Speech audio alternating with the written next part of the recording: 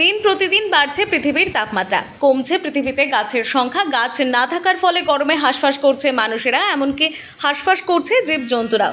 তবে এ থেকে মুক্তির উপায় শুধুমাত্র একটি, যা হলো চারিদিকে প্রচুর পরিমাণ গাছ লাগানো। আর এই গাছ লাগানোর প্রয়াসকে সফল করে তুলল সিথি যুব সংঘ ক্লাবের সদস্য এবং সদস্যরা।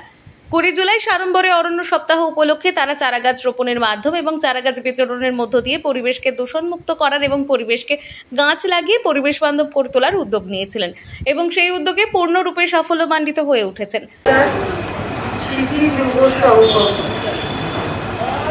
অনেক মেম্বারদের দেখতে পাচ্ছি তারা কিন্তু এনার্জিতে এখনো ইয়াং, তাই যুব সংঘ আমার মনে হচ্ছে সেটাই।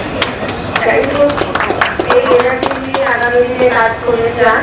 আর গাছগুলোকেও আজকে যাদেরকে ছোট দেখলাম তাদেরকেও আস্তে আস্তে ইয়াং হতে দেখবো এবং তারপরে গ্রো হতে দেখবো, যাতে গাছগুলো এইভাবে বেড়ে উঠতে পারে। আশা করবো আগামী দিনে আপনারা সেভাবে রক্ষণাবেক্ষণ করবেন, কারণ গাছটা লাগানোর থেকেও বড় কথা গাছের কারণ অনেকে বৃক্ষরোপণ করে কিন্তু তারপরে 7 দিনের মধ্যে হয়তো গাছগুলো আর জল না পেয়ে মরে যায়।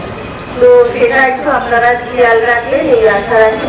ভালো থাকবেন আপনারা সকলে, সুস্থ থাকবেন, কারণ আপনারা যখন অন্যকে সুস্থ রাখার জন্য বৃক্ষরোপণ করছেন তখন নিজেরাও ভালো থাকবেন, এই আশা রাখি। ধন্যবাদ। তাদের মূল লক্ষ্য আমাদের শস্য শ্যামলা পরিবেশকে সুন্দর ও সুস্থ করে তোলা। উক্ত এই প্রয়াসে উপস্থিত ছিলেন মাননীয় পৌরমাতা শ্রীমতী কাকলি সেন মহাশয়া, মাননীয় প্রাক্তন রাজ্যসভার সাংসদ শান্তনু সেন মহাশয় এবং সিথি থানার অফিসার ইনচার্জ মাননীয় শ্রী সুমিত ঘোষ মহাশয় সহ ক্লাবের প্রত্যেকজন সদস্য ও সদস্যা।